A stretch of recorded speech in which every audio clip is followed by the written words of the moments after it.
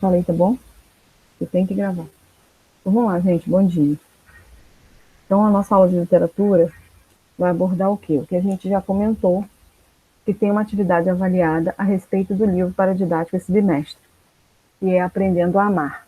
Eu coloquei ontem no Clipe Escola uma videoaula falando que é resenha crítica, mas já expliquei a vocês e vou voltar a comentar. Resenha crítica, vocês vão fazer uma resenha crítica do livro Aprendendo a Amar. Resenha crítica é um texto com introdução, desenvolvimento e conclusão, e nesse texto você coloca a sua crítica, a sua opinião, tá? Professora, eu não tenho esse livro. Então, quem não tem o livro não tem problema, vai poder pesquisar na internet resumos, falas, acontecimentos sobre o livro e vai fazer o seu texto baseado aí, tá bom? Ninguém, Professora, deu uma travada, eu não consegui ouvir o quem que você não disse tem o no livro, começo. quem não tem o livro não tem problema, é só fazer a pesquisa na internet a respeito de resumos dessa obra e vai fazer o seu comentário, vai produzir o seu texto, ok? Então, eu estou dando essa liberdade nesse momento, e aí todos vão estar me entregando um pequeno texto com introdução, desenvolvimento e conclusão, com o objetivo de instigar o leitor a comprar e a fazer a leitura daquele livro. Não é nem a comprar, né? O objetivo maior é ler o livro. Eu posso pegar emprestado, posso baixar na internet, então o objetivo é ler o livro. Outra coisa. E aí, nessa resenha crítica, vocês vão abordar a história, fazer um resumo da história, para atrair o leitor. E nesse resumo vocês vão colocar como foi como é a atuação dos personagens, onde aconteceu a história, como foi a história, e ali você vai colocar seu ponto de vista, colocando sua opinião favorável ou desfavorável. Não coloque o final, porque o objetivo desse resenha crítica é instigar a pessoa a ler o livro. Então, se eu colocar o final, ninguém vai se interessar a ler, né? Outra coisa que eu comentei a respeito do livro, ele ocorre na sala de aula, na faculdade de medicina. O professor que é médico, ele no primeiro dia de aula para os seus alunos do primeiro ano, conta sua história de vida para eles. Fala a questão do curandeiro, então das ervas medicinais. Ele conta a sua história de vida para os seus alunos. Essa é basicamente o enredo da história. E aí, nós vamos dar uma passada tanto no humanismo quanto no classicismo, fazendo um apanhado aqui das características gerais dos dois períodos de época. Nós grifamos aí o livro, né, no primeiro capítulo, em relação ao humanismo. Me lembra na próxima aula, na aula de revisão, tá grifando o livro no capítulo 2, tá bom, Gabriele? Me lembra. Então vamos lá. Vou dar uma passada. Esse humanismo aconteceu aí, então, com o Renascimento, né? Ele iniciou aí na Itália, com o Renascimento, e foi se expandido pela Europa, no período em que eles estavam fazendo o quê? A crítica ao clero, a crítica à religião da Idade Média.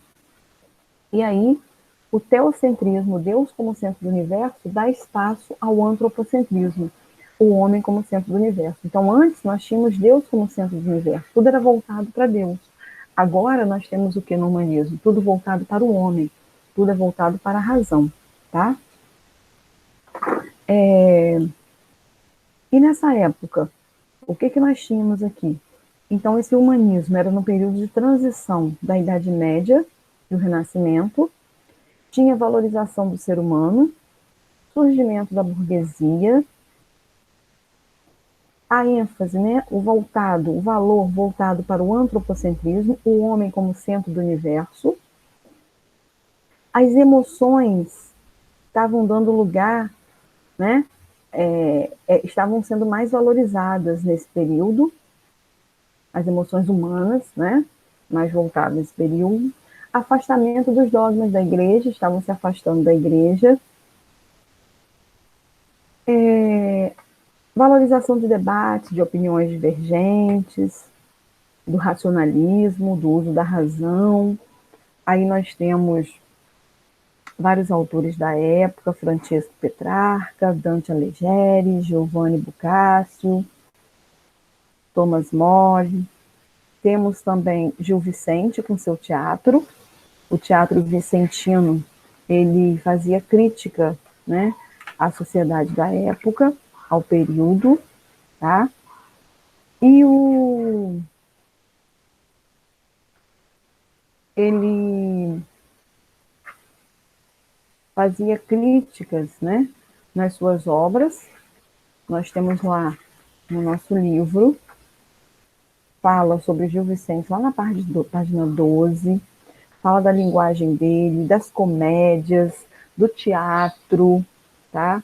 Fala todinha aí a respeito de como era o Gil Vicente, o que ele abordava, fala um pouquinho do texto dele, do Alto da Barca.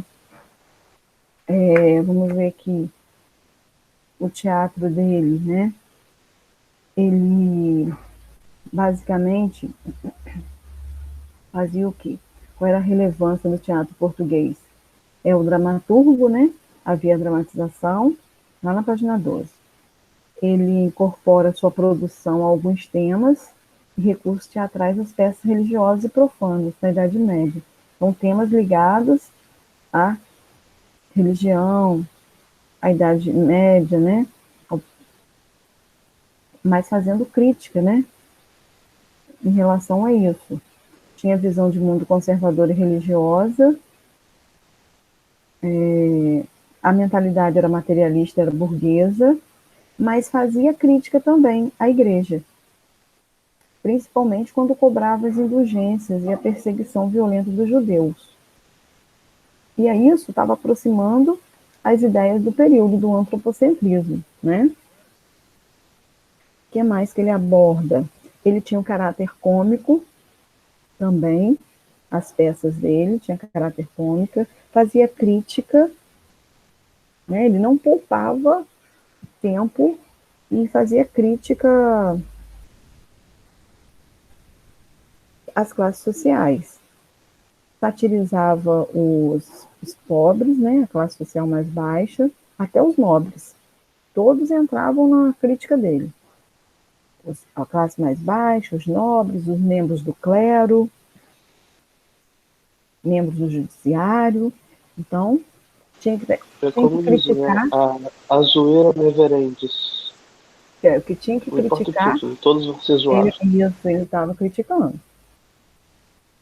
E ele mostra aí a decadência moral de uma sociedade, com o objetivo de mostrar o bem e o mal, condenando comportamentos negativos, né? Da ridicularização através da sátira. Então, ele fazia críticas mesmo, ele debochava mesmo. Nas peças deles, o que mais tinha? Personagens teológicos, né, representando figuras bíblicas, e se opunha a valores como o vício, a salvação, a perdição, o elogio, a crítica. Era o jogo teatral, né, onde a gente encontrava ali essas oposições. A linguagem dele, como que era a linguagem do teatro de Gil Vicente? Era cômica nas suas peças, né, para atrair a pessoa, né, provocava riso e sempre promovia severa crítica à virtude e os pecados. Então, ele sempre criticava isso aí. Usava expressões populares, justamente para atingir o público-alvo, né? As obras dele era considerado verdadeiro exemplo de poesia dramática. Ele dividiu as obras dele, né? O teatro dele o teatro religioso e profano. O teatro era cômico de Gil Vicente, dividido em dois grandes grupos. O teatro religioso e o teatro profano ou de costumes. Ele fazia autos e farsas. Autos eram peças curtas de tema religioso, vinculados à moralidade, estavam ligados à moralidade, aos mistérios da moralidade. E as farsas eram peças que retratavam o cotidiano, com enredo curto, e era um ato só, poucos personagens. Então, o teatro de Gil Vicente pode ser resumido como: ele dividia em dois grupos, o religioso e o teatro profano, e trabalhava com alto e com a farsa. O alto, né, que todos dois eram peças de teatro. O alto eram peças breves, tema religioso. Estava ligado a mistérios e moralidade. Enquanto as farsas eram peças com enredo curto, que retratavam o cotidiano, retratavam o dia a dia, mas era um ato só, e apresentavam poucos personagens. Tá? Aí, traz um exemplo também do livro dele, O Alto da Barca do Inferno, que é a obra mais conhecida de Gil Vicente. Aí, o que essa obra retrata? Né? Lá na página 14 tem. Ela fala do mito de Caronte, que é um barqueiro responsável que guiar os mortos aos Hades. É a primeira parte da trilogia das barcas. Nós temos duas embarcações à beira de um rio. À frente de uma delas está o diabo e o ajudante. Na frente da outra barca tem um anjo. A primeira seguirá para o inferno, com as almas que eles se destinam. A segunda vai para a glória, desde que seja merecida. Então, esse é o enredo desenvolvido no Alto da Barca, tá? E o classicismo lá na... Tranquilo até aí? E o classicismo lá no capítulo 2? Esse classicismo fala de quê? Vamos dar uma passada nesse classicismo. Esse classicismo nós estamos no período aí de grandes transformações, as grandes navegações, a reforma protestante, encabeçada por Martim Lutero, a invenção da imprensa, o sistema feudal, tá? E aí surge esse renascimento cultural, que é um período de grandes transformações artísticas, culturais, políticas, que se espalha pelo continente europeu. Esse é o período classicista, né, do classicismo, onde as principais características são: retoma a antiguidade clássica, a antiguidade greco-latina, ele valoriza o homem, o antropocentrismo, o humanismo, o universalismo, o racionalismo, então valoriza a razão, o cientificismo, a ciência, né, é alvo aí, a objetividade, ser objetivo, claro, harmonia, ligado à forma, né? A mitologia greco-romana, como eu já falei lá em cima, o ideal platônico de beleza, então busca aquela beleza de sonho, de fantasia platônica, que não vai existir. Os autores italianos que se destacam aí é Dante Alighieri, Francesco Petrarca e Giovanni Boccaccio. Então, gente, nas próximas aulas, videoaulas, eu estou entrando com vídeos para que vocês tenham uma nova visão, vejam uma outra linguagem essa questão de humanismo e classicismo.